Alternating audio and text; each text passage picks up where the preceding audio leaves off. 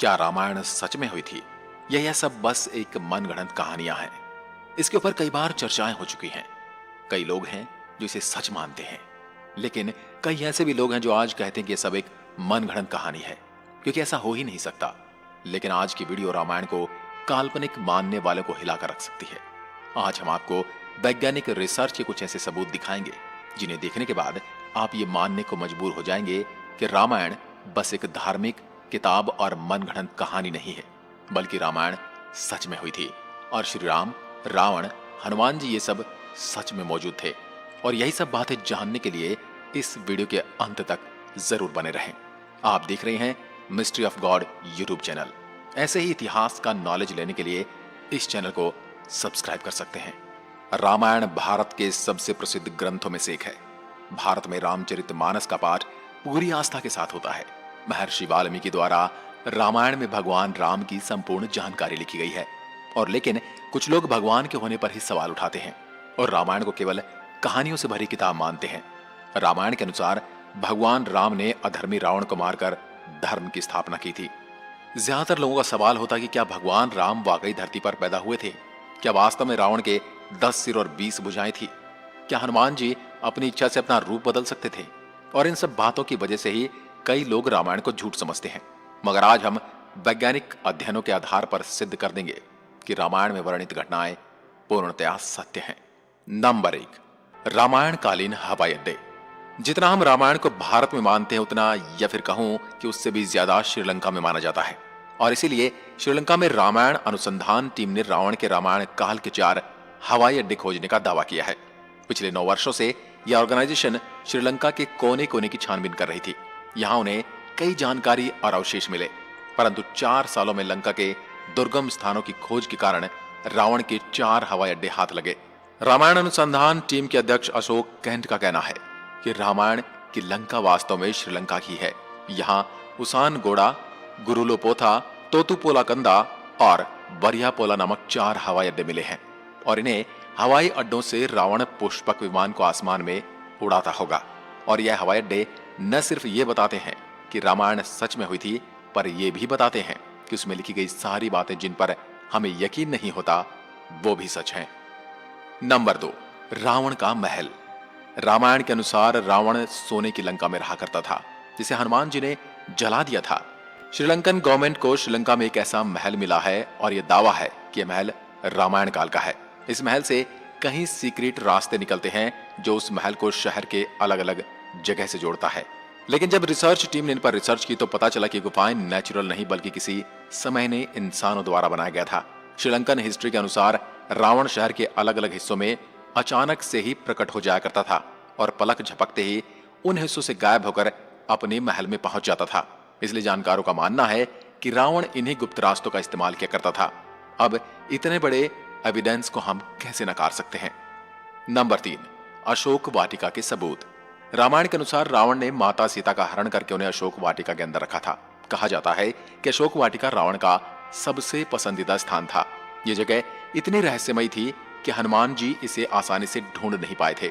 मगर हैरानी की बात तो यह है कि वह अशोक वाटिका आज भी श्रीलंका में मौजूद है। ऐसा माना जाता है कि एलिया पर्वत की एक गुफा में माता सीता को रखा गया था, जिसे सीता एलिया नाम से जाना जाता है। यहाँ सीता माता का एक मंदिर भी है जिसे विरांग टोक कहते हैं और वही आंगना से 10 किलोमीटर की दूरी पर है। यहीं पर सीता जी का अपहरण कर पुष्पक विमान को उतारा गया था। मगर यहाँ पर जिस बात ने सबसे ज्यादा चौंकाया वो यहाँ मौजूद पेड़ हैं। रामायण ग्रंथ में इस बात का जिक्र मिलता है कि अशोक वाटिका में अशोक के वृक्ष बहुत ज्यादा थे, इसलिए इसका नाम अशोक वाटिका रखा गया था। अब जैसा रामायण में इस वाटिका के बारे में कहा गया था, वैसा आज यह गार्डन है, जो कि इसे हम रामायण कालीन एक सबूत मान सकते हैं। नंबर 4, द्रोणगिरी पर्वत। दोस्तों, रामायण में लिखा हुआ है कि युद्ध में जब मेघनाद द्वारा लक्ष्मण जी मूर्छित हो गए थे, उनकी जान बचाने के लिए संजीवनी बूटी की जरूरत पड़ी, जिसके लिए जड़ी बूटी लाने का जिम्मा हनुमान जी को दिया गया था। तब हनुमान जी संजीवनी बूटी लाने के लिए द्रोणगिरी पर्वत पर गए थे। हनुमान जी को जब संजीवनी बूटी का पता नहीं चला तो वह द्रोणगिरी पहाड़ के एक टुकड़े को ही उठा कर ले आए। मान्यताओं के अनुसार ये वही पहाड़ है जो आज भी वहां पर मौजूद है। कुछ लोग इसके बारे में कहते हैं कि आज भी उस पर्वत पर वह निशान मौजूद है जहां से हनुमान जी ने उसे तोड़ा था। लेकिन जिस पर्वत का जिक्र रामायण में मिलता है वहां आज मौजूद है। जड़ी बूटी देने के बाद हनुमान जी ने इस पहाड़ के टुकड़े टुकड़े कर इसे श्रीलंका में फेंक दिया था। जहां जहां इस पहाड़ के टुकड़े गिरे वहां के पेड़ पौधे और जड़ी बूटी बाकी जगहों से अलग होती हैं। और सच में श्रीलंका में कई कमाल की जड़ी बूटियां मिलती हैं।